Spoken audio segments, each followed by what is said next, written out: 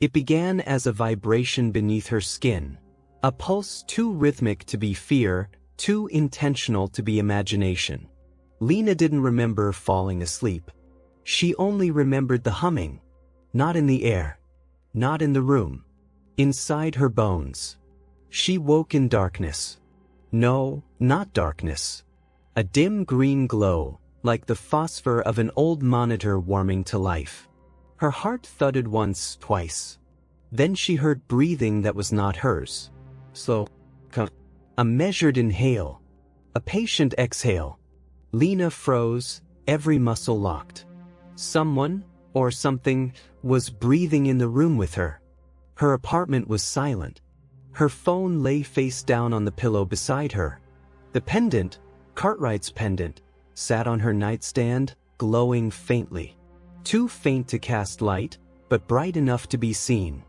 The breathing continued, slow, unhurried, as though waiting for her to acknowledge it. Lena forced her fingers to move, grasping the edge of her blanket, steadying herself. She whispered, "Who's there?" Silence. Then a whisper, so soft it might have been thought, not sound. "We don't need the dark to see you anymore." Lena's breath caught. Her pulse surged painfully in her neck. She tried to stand, her legs shook violently. She knocked her phone off the bed, the screen lit, vibrating. 3 missed calls. Same number. No ID. The phone vibrated again and flashed. Incoming transmission.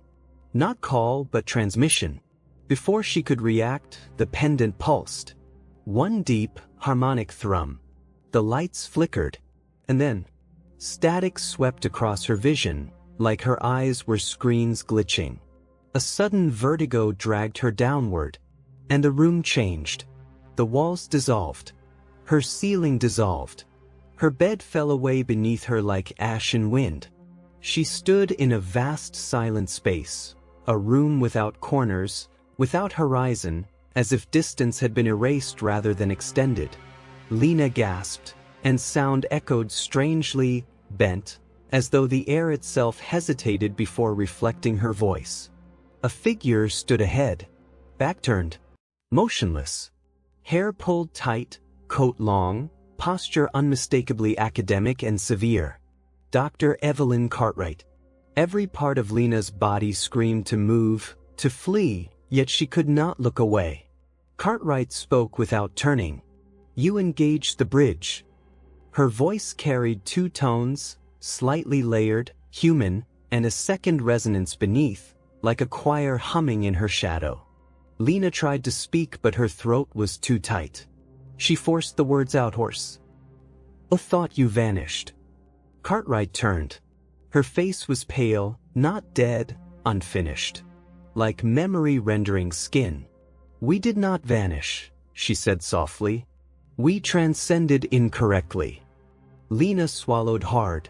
"What did you do to me?" Cartwright's eyes lifted, pupils shimmering like ripples on metal. "Nothing that wasn't already inside you." Then space bent, a rippling wave spreading outward from Cartwright's feet, distorting everything around them like heat over concrete. Lena stumbled back. Her foot hit nothing, like the floor forgot to exist. "You exposed yourself to the harmonic field," Cartwright continued. "You invited presence. Presence. Not consciousness. Not entity. Presence." Her mind ran, frantic. "This isn't possible. This isn't real. I'm dreaming." Cartwright's head tilted slightly, as if hearing Lena's thoughts. "You're not dreaming. If you were, your fear would be less refined." The hum intensified, low, rising, like pressure building in her ears. Cartwright stepped closer, and the floor rippled beneath her feet like water under glass. "Our first error," she whispered, "was believing the signal was ours to command." Lena's voice trembled. "What is it?" Cartwright's eyes softened. Sorrow, reverence, resignation. "Continuity." Then she raised a hand, fingers trembling slightly, as if holding something invisible. Consciousness is not contained. It echoes. We didn't discover a signal. We answered one. A sound like distant thunder rolled through the space, but it didn't move around Lena. It moved through her. She gasped, vision fracturing into stuttering frames. Green flash. Cartwright dissolving into shifting light. Ben's voice calling her name, distant, warped. A dark shape behind her, tall, human-like, featureless. A corridor of radios humming in perfect synchronicity. She fell to her knees. Cartwright's voice emanated from everywhere and nowhere. Human memory clings to form. The continuum does not. The hum built and built until her teeth vibrated. "Stop," Lena gasped. "Please." "You weren't chosen," Cartwright whispered. "You were heard." A chilling thought slid into Lena's mind, not her thought. "We already were you." Before she could scream, a hand touched her shoulder. "Human." "Lena." A voice, grounded, terrified, bends. Her vision snapped. The infinite room cracked like glass. She collapsed back into reality, her bedroom floor, damp with sweat, heart pounding painfully. Ben knelt in front of her, shaking her shoulders. "Lena, look at me. Stay here. Stay now." She clutched his arm like a drowning person grabbing rope. You shouldn't be here," she managed. Ben's face was ghost white. "I didn't come here. You pulled me in." Her blood froze. "What?" Ben swallowed hard, his voice breaking. "I was at home. Then I heard you calling my name and everything bent. Like space folded. I was dragged here." He wiped his shaking hands over his face. Something else came through first. They locked eyes. The hum rose again, louder than before.